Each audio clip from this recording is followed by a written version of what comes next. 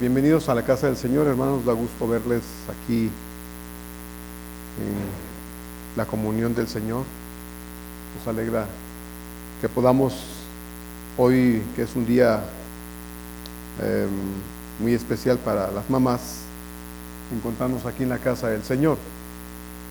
Sabemos que es difícil, ¿verdad? A veces las familias desean festejar a las mamás, que es digamos que lo esperado, pero nos da gusto que las mamás quieran venir a festejar al Señor y celebrarlo a Él, ¿verdad? Y ponerse en segundo lugar a sí mismas, porque es más importante festejar a aquel de quien dependemos que dejarnos festejar nosotros, ¿verdad? Entonces, pues de todos modos, hermanas, feliz día, aunque la iglesia lo celebrará hasta la otra semana. Estaremos aquí para celebrar el Día de las Mamás. Esperamos nos dé vida para eso. Bienvenidos todos a la casa de Dios. Les pido que abran sus Biblias, por favor, en Efesios capítulo 4, verso 3. Efesios 4, verso 3.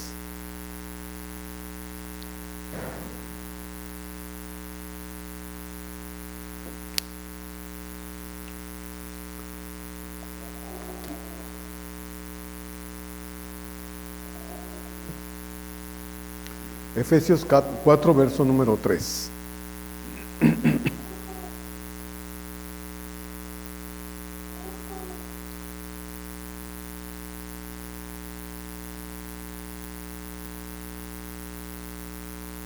Vamos a leer del 1 al 6 nada más. Voy a leer este texto de la palabra de Dios. Le pido por favor me acompañe en el verso número 3. Lo vamos a leer juntos, fuerte. Y yo sigo la lectura hasta el verso 6. Efesios 4, 3. Yo leo los versos del 1 al 6, me acompaña en el verso 3. Dice así entonces la palabra de Dios.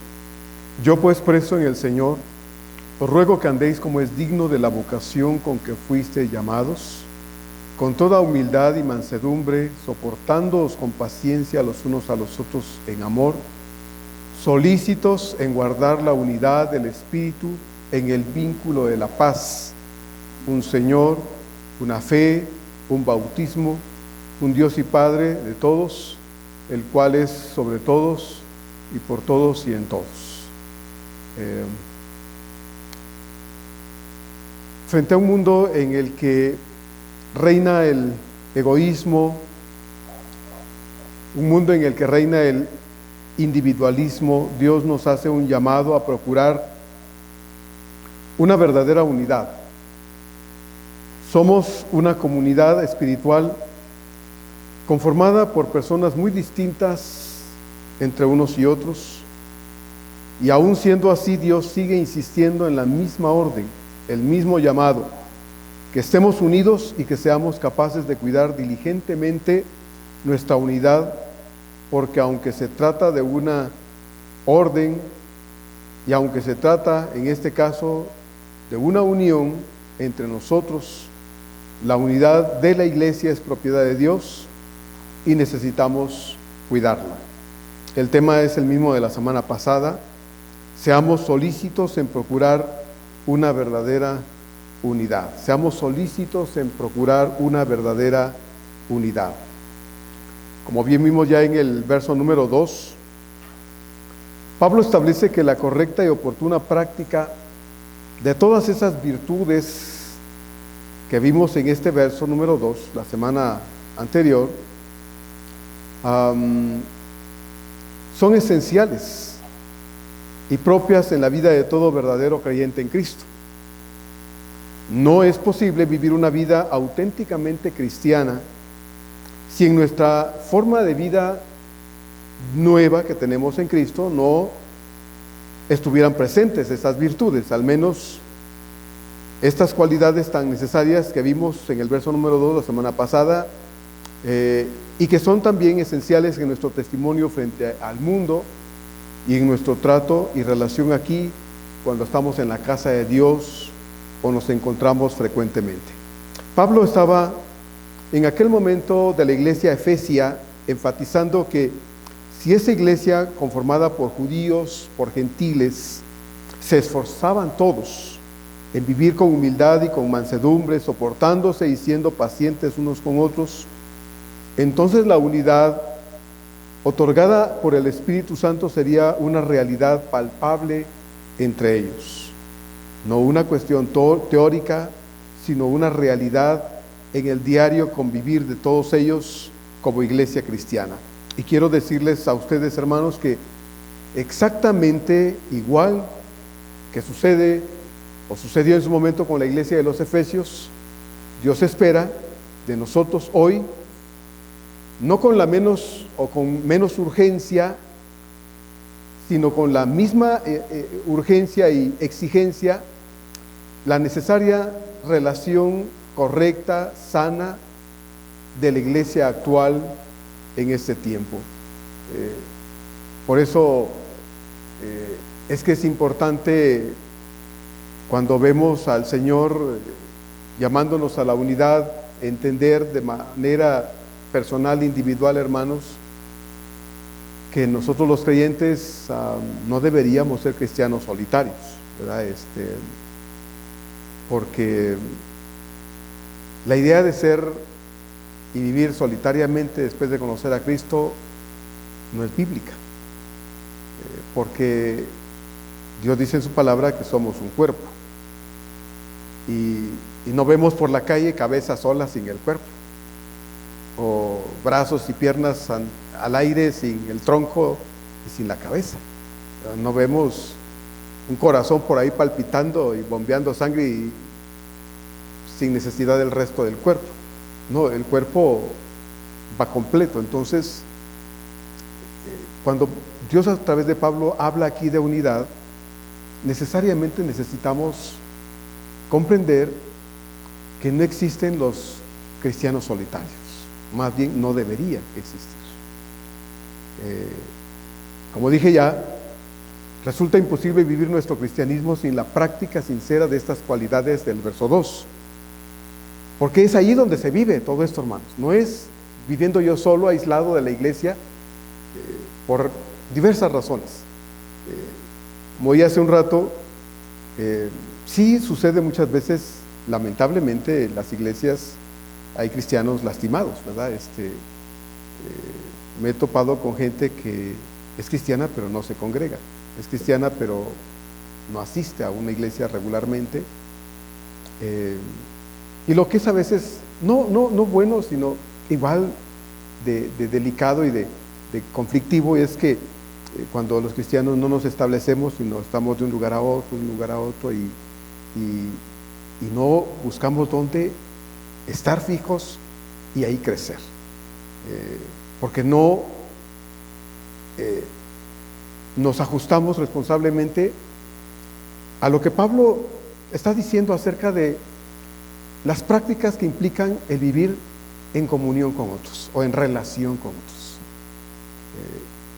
A veces, como le he dicho en otras ocasiones en tono de broma, hay gente que dice, no, yo no, por eso no me caso, porque ni yo me aguanto.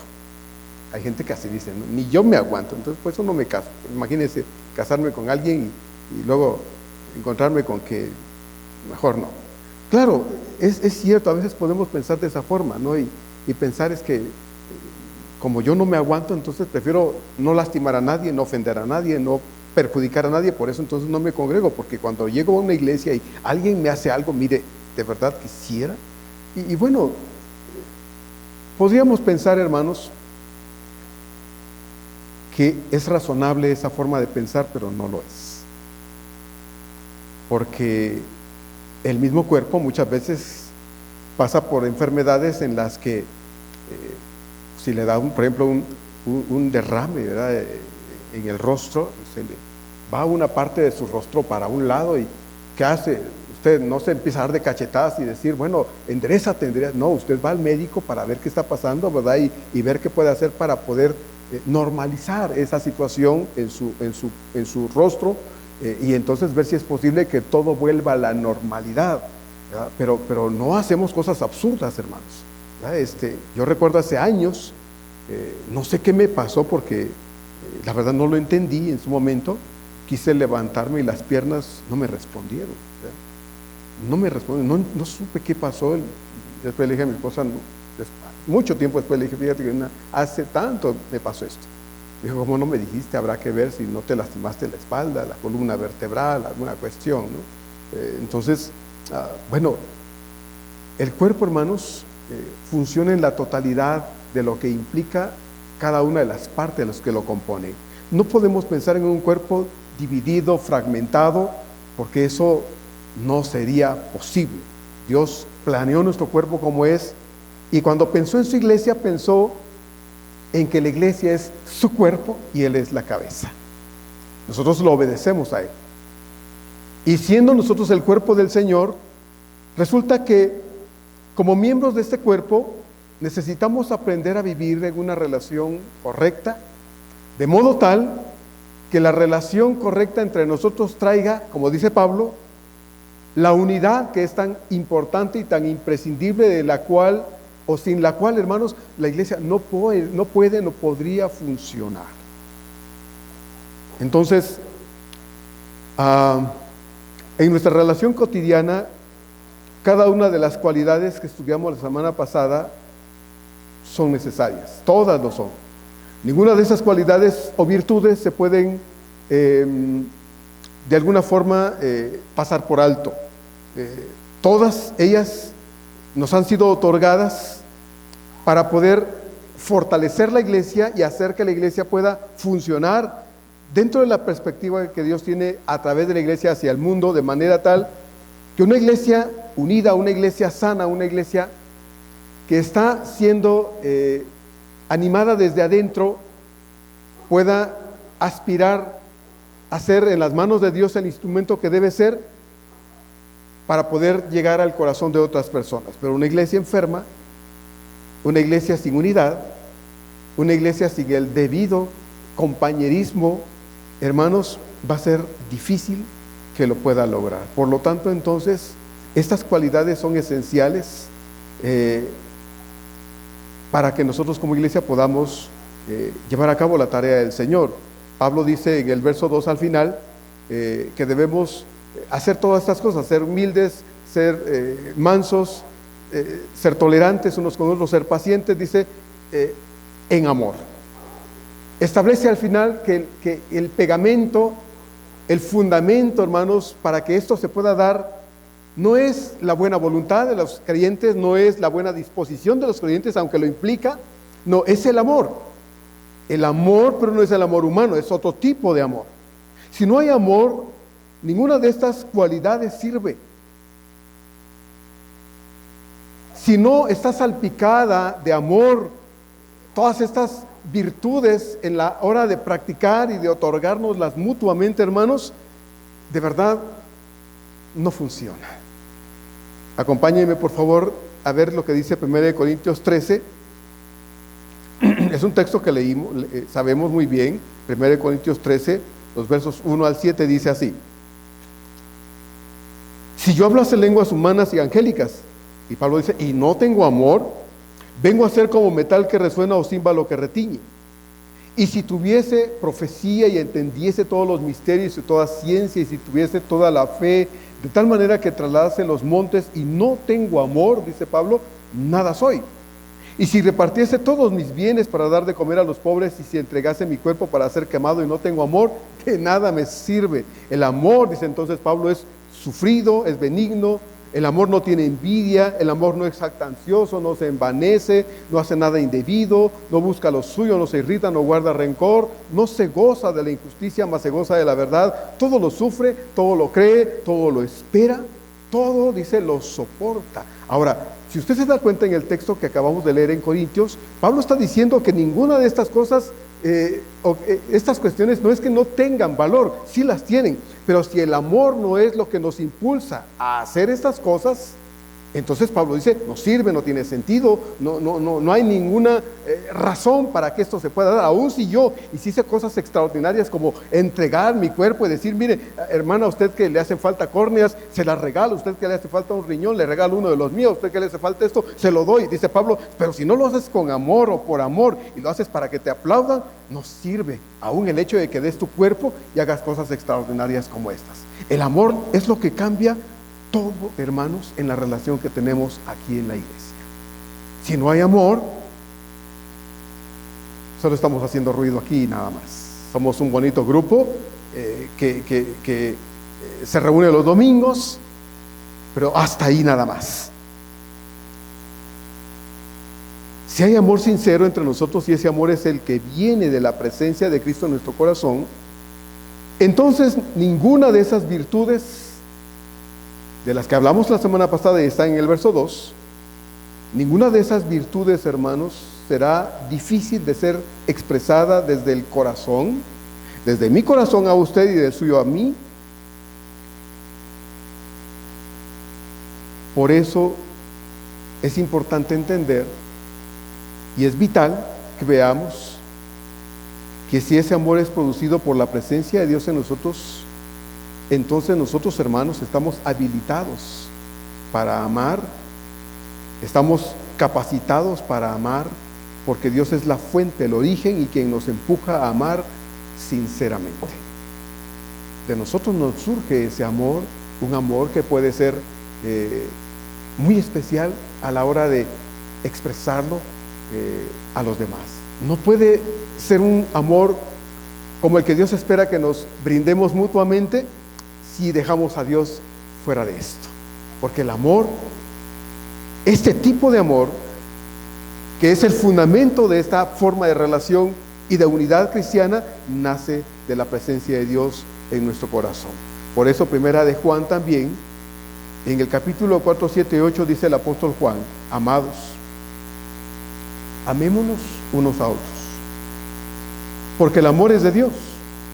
Todo aquel que ama es nacido de Dios y conoce a Dios. Y en el verso 8 dice Juan entonces: el que no ama no ha conocido a Dios. Dice, ¿por qué? Porque Dios es amor. Amémonos. ¿Por qué Juan ordena amémonos? Bueno, no ordena a gente que no entiende esto, le ordena el amarse a gente que ha nacido en Dios, y puesto que hemos nacido en Dios, estamos habilitados, capacitados por la presencia de Dios, que es amor, para amar. Si Dios no estuviera presente en nuestro corazón, pedirnos que amemos sería algo imposible. Con esta clase de amor, allá afuera la gente dice que ama, y hoy hay muchos besitos a las mamás por todos lados y muchas flores por todos lados, muchos regalos, muchas expresiones de aparente amor. Bueno, hoy amor, amor, amor, como dirían por ahí, mañana sacazonapa, mañana desobediencia, gritos, malos tratos a la madre, olvido a esa persona tan aparentemente tan querida, hoy 10 de mayo, pero mañana 11 se acabó, al rato ya se acabó. Entonces, Juan dice, amémonos, hermanos, porque el amor viene de Dios, porque nace de Dios. Y porque Dios, que es fuente de amor, porque es amor, está en mí. Dios dice en su palabra que debo ser paciente, tolerante, humilde, debo ser alguien que lo trate bien a usted y que me relacione bien con usted, no por fuerza, no por quedar bien, sino porque le amo. Eso es lo que dice aquí la palabra de Dios. Y ahí más adelantito en el capítulo 4 de Juan, en la primera carta, en el verso 12, Juan agrega: nadie ha visto a Dios jamás, o nadie ha visto jamás a Dios. Si nos amamos unos a otros, Dios permanece en nosotros, y dice Juan, y su amor se ha perfeccionado en nosotros. Y acuérdense que la expresión se ha perfeccionado no habla de un hecho que ha concluido, sino de un proceso que se sigue dando en la vida del creyente. ¿Cuándo concluye este proceso? Hasta que nos morimos o hasta que el Señor regrese.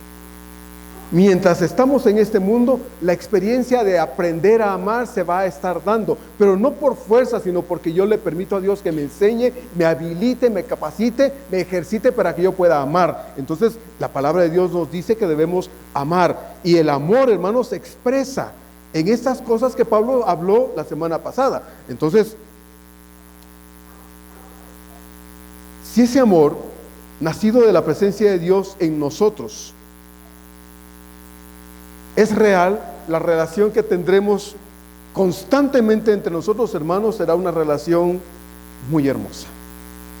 será una relación hermosa si nosotros permitimos que el amor de Dios, que fluye de la presencia de Dios en nosotros, se brinde a los demás de la forma en que Dios desea que se pueda practicar. Entonces, pero sin ese amor nacido de la presencia de Dios en nosotros, es imposible la práctica sincera de cualquier virtud cristiana. Por más que yo quiera tenerle paciencia, no voy a poder. Por más que yo quiera ser tolerante, no voy a poder. Por más que yo quiera ser manso, no voy a poder. Por más que yo quiera, hermanos, ser humilde, va a ser difícil. Porque estas son expresiones nacidas de la presencia de Dios en mi corazón, y estas se deben practicar en el amor. Si no hay amor, no tiene sentido, no tiene valor. Sin ese amor nacido de la presencia de Dios en nosotros, es imposible la práctica sincera de cualquier virtud cristiana. En resumen, la virtud que sea, la característica que sea, la cualidad que sea, no servirá. Como ya dijo Pablo en 1 Corintios 13, no servirá si el amor no es lo que nos impulsa a eso. Entonces, por todo esto, hermanos, es que es tan importante que comprendamos que la unidad aquí entre nosotros como iglesia no será posible, o no sería posible, sin una sincera, voluntaria y amorosa práctica de toda virtud para el cumplimiento y la realización de la unidad vital e imprescindible entre nosotros como iglesia del Señor. Ahora Pablo dice, verso número 3, solícitos entonces en guardar la unidad del Espíritu en el vínculo de la paz. Solícitos en guardar la unidad del Espíritu en el vínculo de la paz. Esta unidad es imposible sin la participación de todos y cada uno de los que conformamos la iglesia del Señor.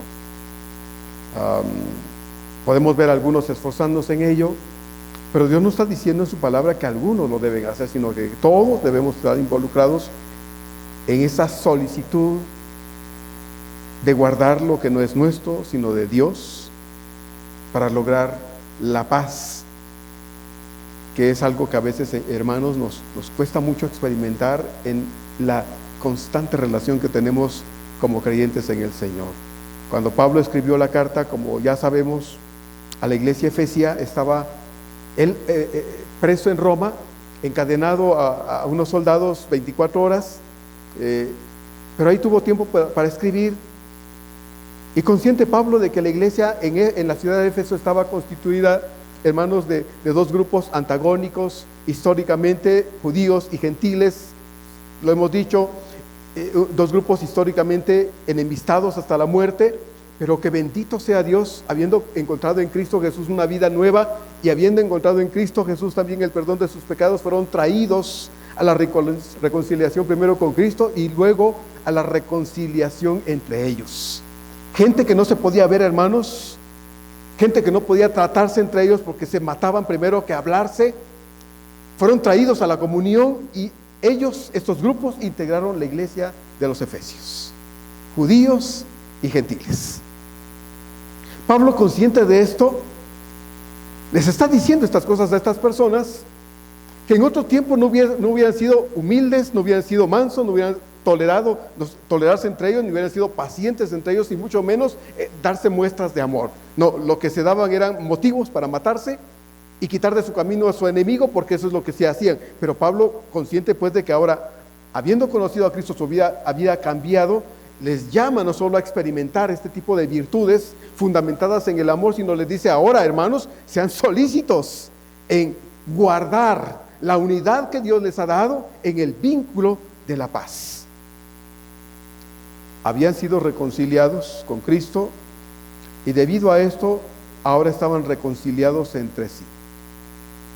Ahora debían por esto procurar responsablemente mantener a toda costa su unión eclesiológica y el fortalecimiento de su relación cristiana, y aún, de ser posible, luchar contra cualquier intromisión externa o interna que atentara lastimar, destruir, afectar esa unión fraternal que ellos tenían. Bendito sea Dios, lograda por Cristo Jesús. Usted, hermano, y yo tal vez no podríamos convivir acá. Somos tan distintos, ¿no? Y a veces sin quererlo, sin desearlo, hemos chocado. Eso es obvio y es natural entre personas tan imperfectas como somos nosotros. En una reunión administrativa podemos no estar de acuerdo y enojarnos, ¿no? Estar en desacuerdo con cosas y aún sentirnos molestos porque lo que yo dije no se hizo y lo que dijo el hermano sí se hizo. Enojarnos por cosas como estas y salir disgustados. Pero necesitamos volver en sí con la ayuda del Espíritu Santo y entender, hermanos, que no estamos aquí para pelearnos, que no estamos aquí para salirnos con la nuestra y que nuestra voluntad se haga, sino que se haga lo que Dios dice, aun cuando para que se haga lo que Dios dice, yo tenga que aprender a doblegar mi orgullo, a aprender a quebrantarme y a entender que no tengo siempre la razón. No la tengo. Como le dije la semana pasada, ¿cuántos conflictos se evitarían no solo en la iglesia, sino en la casa y en otros lugares, hermanos? ¿Cuántos conflictos se evitarían si aprendiéramos muchas veces a quedarnos tan siquiera callados? Pero nos gusta darle rienda suelta a nuestro enojo. Nos gusta darle rienda suelta a nuestro orgullo. ¿Cuál humildad? ¿Cuál mansedumbre? ¿Cuál tolerancia? ¿Cuál paciencia? ¿Cuál? Si lo que yo quiero es desahogarme, en ese momento quisiera incluso hasta ahorcar y despedazar. ¿Por qué? Pues porque quiero tener la razón. Porque no quiero que otros se suban sobre mí. Y entonces mi enojo puede más. Por eso les he dicho muchas veces, y cuando me preguntan qué libro podemos leer para aprender a veces a trabajar con nosotros mismos y a vernos a nosotros mismos a la luz de lo que Dios desea, yo les digo, lea Proverbios. Lea Proverbios. Proverbios comienza diciendo, el principio de la sabiduría es el temor a Jehová, pero los insensatos, los tontos, los necios, desprecian la sabiduría y la enseñanza. Lea Proverbios.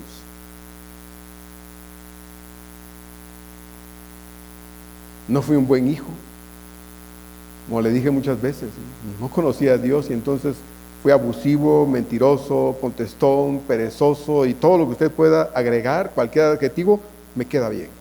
Me quedaba bien como hijo.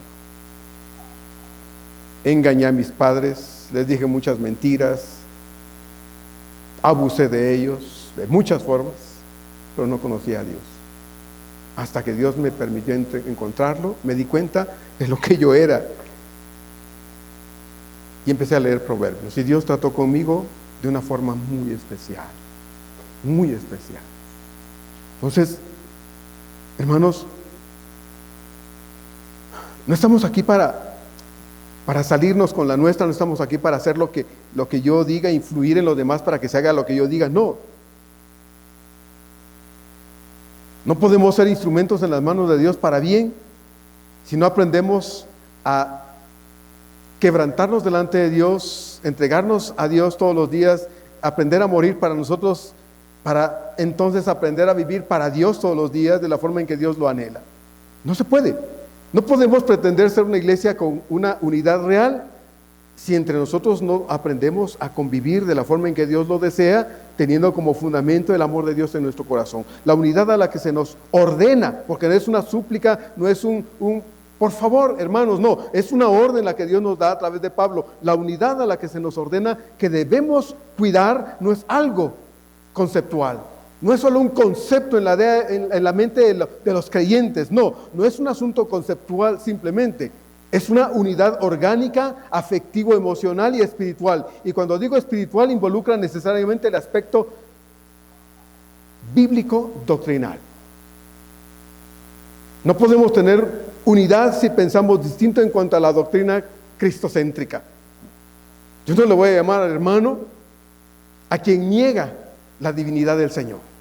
Yo no le voy a llamar hermano a quien se niega a creer que hay una Trinidad. Yo no puedo llamar hermano a quien cree que la salvación está abierta para cualquiera, no importa si te arrepientes o no. Ahora existe la ultragracia de Dios. Aquellos que salen a anunciar que Cristo ya murió, ya lo hizo todo en la cruz, tú solo tienes que recibirlo, no tienes que hacer nada más. No, entonces ¿dónde queda el arrepentimiento? ¿Dónde queda la necesidad de la fe? En ese sacrificio de Cristo en la cruz del Calvario, ¿dónde queda? Si solo es necesario ver a Cristo clavado y ya por eso yo recibo la salvación, bueno, entonces ¿para qué el Señor manda más bien a la iglesia a predicar el Evangelio? Un evangelio que encara al hombre con su necesidad espiritual. Cristo en la cruz muriendo por ellos a causa del pecado. No puedes tener salvación si no te das cuenta de tu condición espiritual. Eres enemigo de Dios, estás separado de Dios eternamente, muerto sin Dios. Y solo en Cristo puedes tener vida eterna si te arrepientes de tus pecados, confiesas tus pecados y le invitas a venir a tu corazón. Entonces yo no le voy a llamar hermano a quien no piensa así. No puedo. Les tendríamos que llamar hermanos a los testigos de Jehová, a los mormones. No son ni primos, hermanos. Entonces, mucho menos hermanos. Necesitamos comprender estas cosas. Por lo tanto, entonces necesitamos también tener mucho cuidado de que cuando estamos en la iglesia, en el templo, y la iglesia está congregada en la casa de Dios, necesitamos cuidar lo que Dios nos ha dado. Tenemos una doctrina que conocer y la estamos estudiando, tenemos tiempos para el estudio bíblico y queremos ofrecerla a todos, pero entendemos que a veces la falta de tiempo y en muchas ocasiones la falta de disposición no permite que todos crezcamos. Entonces, hermanos, pues no podemos crecer como quisiéramos en el aspecto del conocimiento de la palabra de Dios, pero la iglesia hace lo que debe hacer y abre la posibilidad para todo el mundo. La unidad no es una cuestión teórica nada más, hermanos. La unidad en el Señor es un asunto de la práctica en la relación que tenemos constantemente. Podemos estar aquí codo a codo todos los domingos, pero si no hay una verdadera unidad en Cristo, aunque estemos codo aquí, en el corazón estaremos distanciados muy lejos unos de otros. Muy lejos. Pero, ¿por qué se nos ordena, hermanos, cuidar la unidad? ¿Por qué no solo se nos hace un pedido a hacer algo y ya? No, es que es difícil. Si ordenándosenos hacer algo no lo hacemos, imagínense si solo se nos pide de favor que lo hagamos. Dios nos conoce muy bien y sabe que no funciona pidiéndonos por favor que hagamos algo. Se nos debe ordenar y aún ordenándonos las cosas, nos cuesta obedecer. Nos cuesta obedecer. Personalmente me preguntaba por qué en el verso 2, que trata de estas virtudes, hermanos, antes de hablar de la unidad en el verso 3, ¿por qué trata estas cosas antes de la unidad en el verso 3? ¿Por qué lo hace Pablo de esta forma? Bueno, porque es precisamente la práctica obediente de esas virtudes y de todas las virtudes cristianas. Usted puede encontrar más en el fruto del Espíritu Santo en Gálatas 5, 22, 23. El practicar estas virtudes es lo que hace posible la unidad, o lo que hace posible que en la práctica de esas virtudes se haga más fácil la unidad que viene a ser resultado de la vivencia de cada una de esas cualidades fundamentadas en el móvil que es el amor.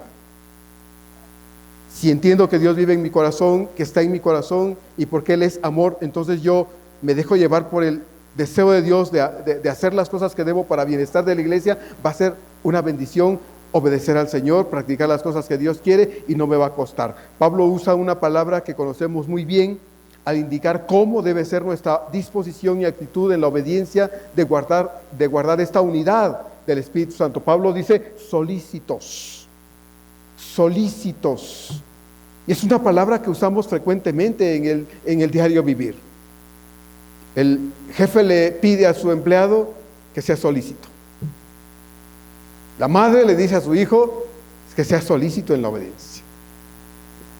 El gobierno le pide a sus ciudadanos que sean solícitos en obedecer sus leyes. En todas partes se nos demanda, hermanos, solicitud. Y Dios dice que debemos ser solícitos en guardar algo que no nos pertenece. Dice en guardar la unidad del Espíritu en el vínculo de la paz. Solícitos. En el texto original esa palabra indica esmerarse, hacer todo lo posible por procurar activamente hacer lo posible. Así traduce la comisión, la versión Gran Comisión del Nuevo Testamento, la palabra solicitud. Hacer lo posible, ser sumamente cuidadosos en algo. Todo eso significa la palabra solicitud. Solícitos, dice Pablo, en guardar. Todo esto es lo que Pablo nos está diciendo que debemos hacer para poder hacer posible que la unidad no sea algo teórico, sino una experiencia en la relación que tenemos frecuentemente entre nosotros. En el capítulo 2, de aquí de Efesios, versos 10 a 16, quiero leerlo. Dice así Pablo, lo estudiamos en su momento, pero quiero volver a leer ese texto de Efesios 2, 10 a 16. Dice Pablo de esta forma: porque somos hechura suya, creados en Cristo Jesús para buenas obras, las cuales Dios preparó de antemano para que anduviésemos en ellas. Por tanto, dice Pablo, acordaos que en otro tiempo vosotros los gentiles, en cuanto a la carne, erais llamados incircuncisión por la llamada circuncisión hecha con mano en la carne. En aquel tiempo, dice, estabais sin Cristo, alejados de la ciudadanía de Israel y ajenos a los pactos de la promesa, sin esperanza y sin Dios en el mundo. Pero ahora en Cristo Jesús, vosotros, que en otro tiempo estabais lejos, habéis sido hechos cercanos por la sangre de Cristo, porque Él es nuestra paz, que de ambos pueblos hizo uno, derribando la pared intermedia de separación, aboliendo en su carne las enemistades, la ley de los mandamientos expresados en ordenanzas, para crear en sí mismos de los dos un solo cuerpo, y un solo y nuevo hombre, haciendo la paz, y mediante la cruz reconciliar con Dios a ambos en un solo cuerpo, matando en ella, dice Pablo, las enemistades. En aquel momento Pablo se refería a los gentiles específicamente. Ellos estaban fuera del pacto de Dios, hablando de lo que Dios había creado desde Abraham. Recuerda usted Génesis capítulo 12 en adelante, cuando Dios llamó a Abraham y le dijo: Abraham, haré de ti una nación grande, tan grande que serás bendición a todas las naciones. Dios deseaba que a través de Israel Dios fuese bendición, llevando el mensaje para que las personas en el mundo en general conocieran. Pero Israel no quiso, y conoce usted la historia de Israel, de tal forma que Dios entonces quitó de esa posición a Israel, y ahora Dios ha puesto a un Israel distinto, que es la iglesia del Señor. Dios no tiene ninguna preeminencia sobre Israel, ni Israel la tiene con Dios. No es así. Israel no posee una posición de mayor, mejor, no sé, atención, dedicación de Dios por ser Israel. No. Israel es igual que cualquier otra nación ahora. No hay de parte de Dios hacia Israel un trato de exclusividad. No lo hay. Israel, como cualquier otra nación, necesita oír el mensaje de salvación. Los judíos necesitan ser evangelizados, necesitan creer en el Cristo crucificado. Ellos siguen esperando a su Mesías. Por lo tanto, su corazón está cerrado. Pero cuando ellos abren su corazón, igual que un mexicano, un guatemalteco, igual que un gringo, también pueden conocer a Cristo en su corazón. Entonces, los gentiles fueron traídos e integrados al Israel de Dios, que es la iglesia del Señor. Y podría decirse en este momento también que los judíos fueron traídos e integrados al Israel de Dios, que es la iglesia. Pablo entonces dice, bueno, allí, que en ese momento todos fueron traídos e integrados, traídos y colocados en una posición especial de altísimo honor por la sangre de Cristo Jesús en el seno de la iglesia, que es la iglesia de Cristo Jesús. Y en el verso 19 del capítulo 2 de aquí de Efesios, Pablo dice entonces: así que ya no sois extranjeros, dice, ni advenedizos, sino conciudadanos de los santos y miembros de la familia del Señor. Habla de dos cosas: extranjeros y advenedizos. ¿Quiénes son los extranjeros? Los que no son naturales en el país. ¿Quiénes son los advenedizos? Aquellos que viven por allá, son mexicanos sí, pero no viven cerca de aquí, no, son vecinos. Bueno, Pablo dice entonces, unos y otros han sido traídos a la comunión con Dios. ¿Lo merecían? No, pero Dios les dio la bendición de conocer la verdad y ahora integrar juntos la iglesia de Cristo Jesús. Unos y otros. ¿Quiénes éramos nosotros antes de conocer a Cristo, hermanos? ¿Quién era usted? ¿Quién era yo antes de venir al conocimiento de Dios? Gente enemistada con Él. Por no decir, gente violenta, gente blasfema, borrachos, drogadictos, gente perdida. De ahí nos sacó Dios, hermanos. De ahí nos sacó Dios. De la porquería del pecado nos trajo a la comunión con Él. Y bendito sea Dios. Bendito sea Dios. Hoy conformamos la iglesia del Señor. Esta es la iglesia de Cristo. Y no somos mejores unos que otros, porque la misma sangre nos lavó. La misma bendita sangre nos limpió de todos nuestros pecados. Allá afuera podemos ser médicos, contadores, arquitectos, aún el presidente del país. Pero aquí somos hijos de Dios nada más. No valemos más por los títulos alcanzados allá afuera. No, valemos porque Dios vive en nuestro corazón. Tenemos un valor eterno porque hemos conocido al Cristo eterno. Dios en su infinita gracia, en su infinita sabiduría y misericordia, nos ha hecho una sola familia, la iglesia como cuerpo, como un edificio vivo, un edificio en el que cada uno de nosotros como piedras vivas, hermanos, conformamos la iglesia del Señor. Nadie es una piedra de más valor que la otra. Todos somos igualmente piedras, tabiques, ladrillos, vivos por la sangre de Cristo, conformando la iglesia de Cristo Jesús. Así es que este edificio vivo, esta iglesia viva que somos usted y yo, estamos llamados a cuidar lo que no nos pertenece. ¿Y qué es lo que debemos cuidar? Pablo dice, debemos ser solícitos, procurar responsablemente poner de nuestra parte todo lo que esté al alcance de nosotros en lo humano, a pesar de nuestro pecado y condición humana, de cuidar, de procurar que lo que tenemos entre nosotros, gracias a Dios, no se pierda. No se pierda, no se lastime, no se eche a perder.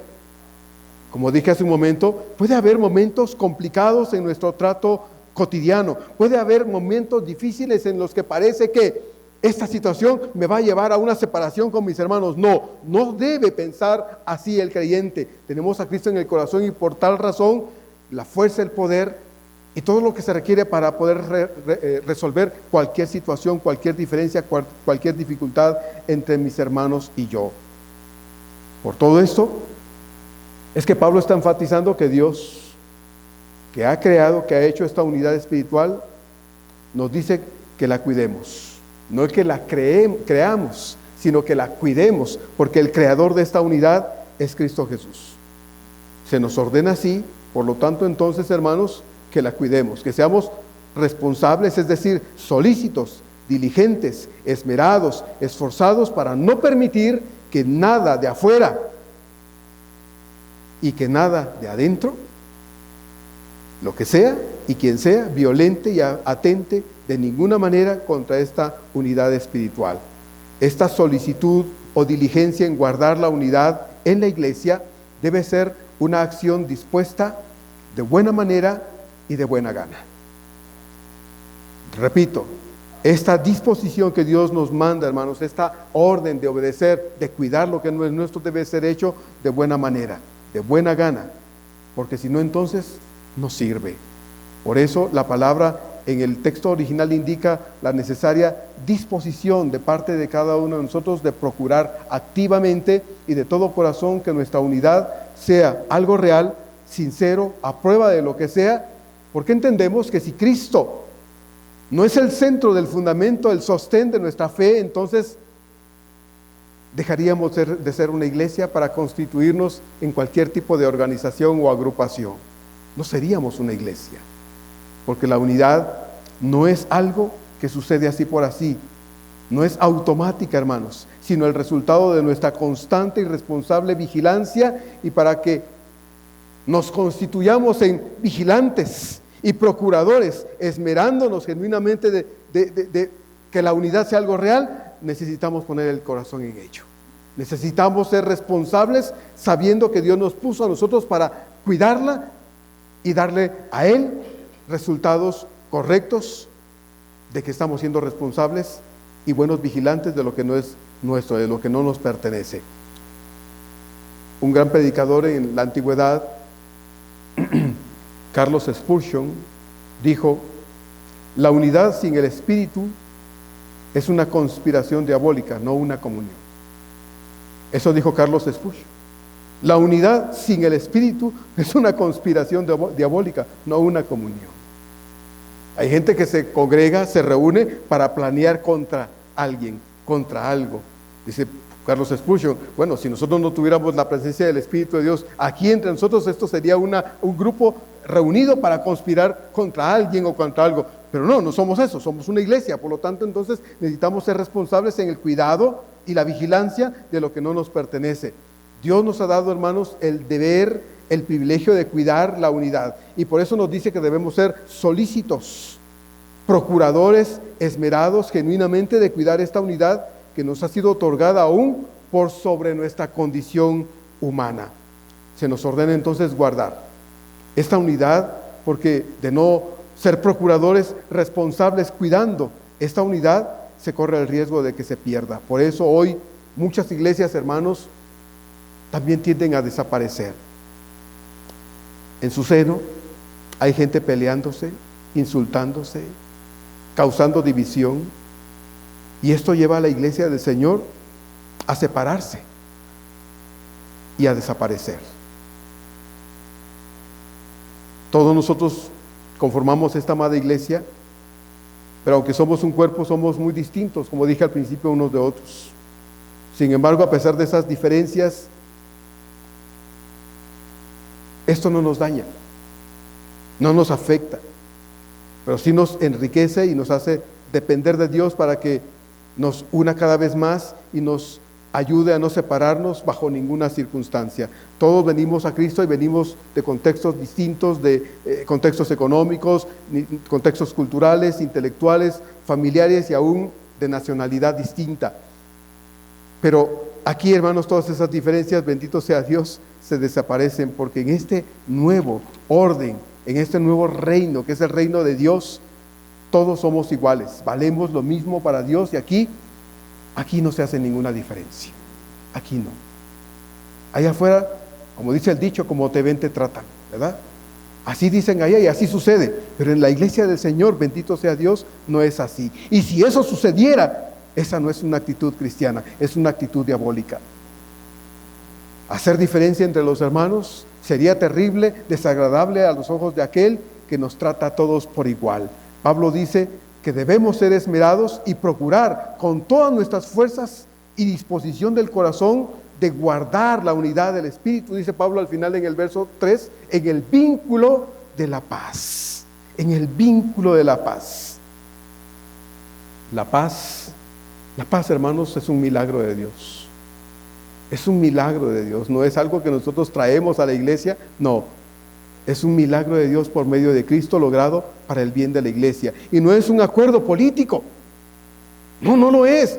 Usted puede ver allá afuera, los políticos hacen bolita cuando quieren hacerle daño a otro.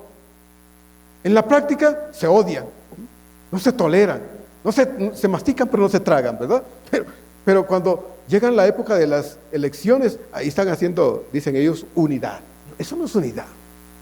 Eso no es unidad, pero lo que tenemos nosotros aquí, eso sí es unidad, porque lo logró Cristo para nosotros. Por lo tanto, entonces, esto, hermanos, que tenemos aquí no es un acuerdo humano, no es algo que se lleva a cabo por voluntad y disposición humana, sino en la muerte sustitutoria de Cristo a nuestro favor en la cruz del Calvario. Como dice Pablo en Romanos 5:1, justificados pues por la fe, tenemos paz para con Dios por medio de nuestro Señor Jesucristo. Justificados pues por la fe, tenemos paz para con Dios. Eso es lo que tenemos, hermanos. Dios hizo posible la paz. Así es que Pablo dice que debemos esforzarnos para preservar, guardar esa unidad en el vínculo, dice, de la paz. Esta paz es el medio que en términos bíblicos es como un lazo que amarra. Cuando usted tiene alguna cosa ahí suelta y dice lo voy a sujetar, y busca una cuerda, busca una cinta y le da vueltas y luego eso ya está amarrado. Ese es el vínculo, hermanos. El vínculo es lo que Dios hizo por nosotros. Es su muerte en la cruz, es su sangre derramada por nosotros, Es el hecho de que Él murió por nosotros y ahora nos ha traído a la verdad en Él y nos ha unido en Él. Ahora Él es la razón por la que usted y yo, gente diferente, gente distinta, gente que tal vez viéndonos en la calle nos insultaríamos y nos agarraríamos a golpes. Dice el Señor, hemos sido traídos aquí en Cristo Jesús y unidos en Él en paz. En paz. A veces es difícil y cuesta, pero porque no es nuestra esta unidad y porque nosotros no morimos por nosotros ni para los demás, sino Cristo, Él debe ser la razón por la que nos debemos esforzar, hermanos, para que la paz lograda por Cristo en la cruz no sea solo una bonita idea, ni algo idéntico a lo que se vive allá afuera, sino una realidad distinta aquí. Aquí no pasa aquello de te mastico pero no te trago. Te aguanto porque si no te aguantara, mira, ya me conocerías. Aquí no podemos decir, hermano, pinte su raya conmigo. ¿Cuál raya, hermano? No, aquí hay tolerancia, hay humildad, hay paciencia, hay mansedumbre, hay gozo, hay paz. Lea usted Gálatas 5, 22, 23. Entonces necesitamos comprender que Dios en su infinita misericordia nos ha participado de esta paz bendita. Esta paz es el medio o vínculo entonces que ata, amarra, en este caso a la iglesia, con la unidad que debe ser una realidad siempre. Porque si hay paz, necesariamente habrá unidad. Si no hay unidad es porque no hay paz. Una cosa trae a la otra. La paz que Pablo cita aquí, por lo tanto, siendo esa la razón que hace posible las buenas relaciones entre los hijos de Dios, no significa que no haya problemas o situaciones desagradables entre los creyentes. De ninguna manera, hermanos. Y lo sabemos por experiencia propia. Aquí ha habido muchos hermanos enojándose conmigo. Por diversas razones. Ya ha habido quienes casi me pegan. Pero pues váyase a la fila, hermano, ¿no? Porque ahí no es el primero ni será el último. ¿Cuánta gente se enoja porque se les dice algo? Se les aconseja. Se les da el consejo de la palabra de Dios. Se enojan, pero no debemos enojarnos con lo que Dios nos dice. ¿Quién tiene razón? ¿Nosotros o Dios? ¿Por qué Dios nos dejó su palabra? Pues para que la entendamos, para que no solo la memoricemos. Pues se la memoriza hasta un perico, hermanos. El diablo se la sabe, pero no deja de ser el diablo. Entonces, no es para que la memoricemos simplemente, sino para que la entendamos y la obedezcamos. Entonces, la paz que Dios nos ha traído, hermanos, no significa ausencia de conflictos. No, significa que cuando tenemos conflictos necesitamos acudir a aquel que es la fuente de toda resolución de conflictos para resolverlos para la gloria de Él. Los problemas siempre van a estar presentes entre trato de personas. Media vez hayan dos personas, van a haber dificultades. Y aquí habemos mucho más de dos personas. Entonces necesitamos comprender que hay paz cuando hay disposición para preservar la unidad en el Señor y estar dispuestos a humillarnos, a quebrantarnos, a ser pacientes, a ser tolerantes, porque eso lo recibimos nosotros primero de aquel que pudo habernos agarrado y echarnos al infierno sin ninguna posibilidad y no lo hizo. Nos tuvo paciencia, tuvo tanta tolerancia, fue tan humilde, hermanos, para vernos en la condición en la que estábamos sin sentir asco por nosotros. Yo siempre le he dicho a Dios, Señor, ¿por qué me amaste tanto a mí? ¿Por qué me amaste tanto si yo estaba entre lo peor del pecado? ¿No te dio asco tomar mi mano sucia y traerme a ti y abrazarme como yo estaba? No hiciste ojos de asco ni cara de desprecio por un pecador como yo. Al contrario, me amaste con amor eterno y tuviste paciencia llamándome una y otra vez hasta que un día dije, Señor, te necesito. Estoy harto de vivir como soy. Aquí está mi vida, te la entrego. Aquí está. Encontré a un Dios de amor, de gracia, de misericordia, de paciencia y de perdón. Y esa es la actitud que Dios quiere ver en su iglesia, hermanos. Porque aun cuando hemos sido traídos a la paz con Dios y a la unidad en el cuerpo de Cristo y a una paz real, venida de la presencia de Dios en nuestro corazón, porque hemos sido reconciliados con Dios a través de Jesús, como dice Romanos 5:1, siempre va a haber conflictos entre nosotros. No es que venimos, hermanos, y el domingo me levanto temprano y le digo, Señor, hoy quiero ser instrumento en las manos del diablo para causar conflictos en la congregación. Hermanos, yo no le pido eso nunca a Dios, o alguien se lo dice a Dios. Yo esperaría que no. Pero sucede que a veces nos enojamos.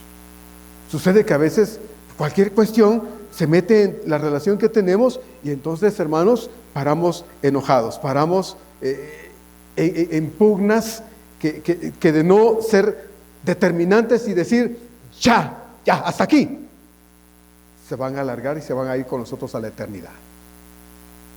Hay creyentes que se mueren enojados con sus hermanos. Se van a la eternidad con un corazón con enojo. ¿Qué es lo que les impidió buscar la reconciliación? ¿Sabe qué? El orgullo diabólico, la arrogancia diabólica. ¿Yo por qué me voy a humillar? Que venga conmigo si quiere. Qué actitud tan terrible, ¿no le parece? ¿No? ¿Se imagina que Dios hubiera asumido esa actitud conmigo, con usted? Yo no te ofendí, Marco Tulio. Tú me ofendiste a mí. Así es que, a ver cuándo te quiero perdonar. No, Dios no dijo eso. Dios me rogó venir a Él. ¿Se acuerda? Romano, 2 Corintios 5:20, Pablo dice, como si Dios rogase por nosotros, os rogamos en nombre del Señor, reconciliaos con Dios.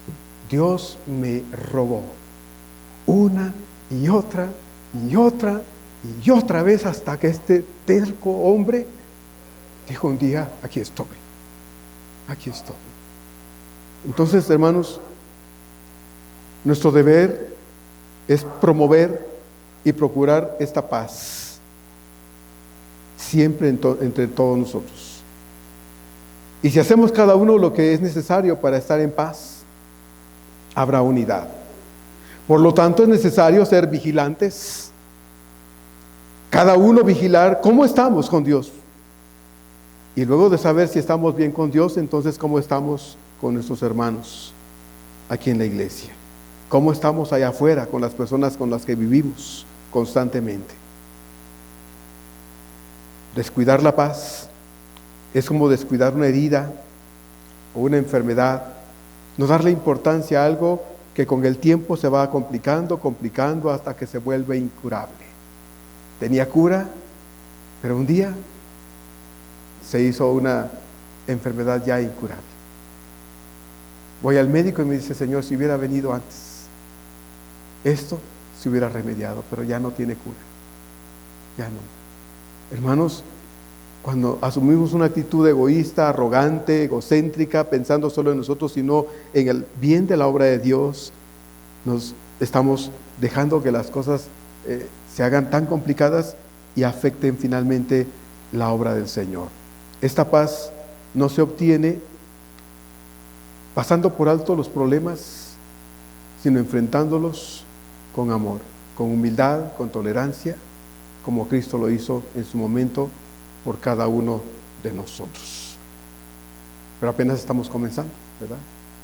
Y Dios nos va a ir enseñando muchas más cosas. Entonces, procuremos ser solícitos, responsables, poner todo el corazón en obedecer lo que Dios dice, de modo que contribuyamos para una unidad real, una unidad verdadera basada en lo que ya hemos recibido en el Señor. Porque si hemos conocido a Cristo, sin duda alguna, hemos sido capacitados para poder dar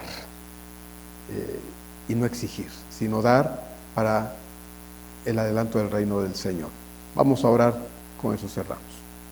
Padre, en esta tarde, gracias por dejarnos estudiar estos textos de tu palabra, Señor. El tiempo siempre es nuestro mayor estorbo, pero gracias, Señor, porque entendemos, Padre, que Tú pides, demandas, exiges, mandas a tu iglesia, Señor, en asuntos en los que sin duda alguna, Padre, no nos debería costar responder y otorgártelo, Señor, porque nos has habilitado para poder hacer lo que nos dices.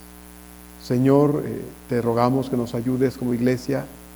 Queremos, Señor, ser de bendición para otros, pero queremos aprender a ser una iglesia unida, Señor, de verdad desde el corazón, no que finge amor, sino que vive un verdadero amor, porque Cristo, que es amor, está en nuestro corazón.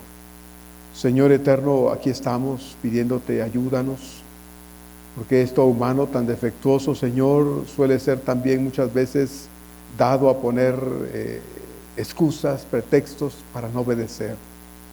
Y no nos estás preguntando si queremos, nos estás ordenando que seamos solícitos en guardar la unidad del Espíritu en el vínculo de la paz. Señor, que esa paz otorgada por Cristo en nuestra vida se pueda reflejar en relaciones sanas, Señor, en relaciones nacidas del temor a ti, Señor, en el corazón, para poder, Señor, disfrutar cuando estamos juntos, cuando nos encontramos, y poder comprender, Señor, que no sería posible si no hubieras venido a nuestra vida en su momento. Bendice esta iglesia, Señor, y gracias porque nos hablas y lo haces de una forma muy especial. Gracias, Padre, que esta semana pensemos en ello y nos atrevamos a obedecerte. Te lo pedimos, Señor, en tu nombre, Jesús. Amén. Amén.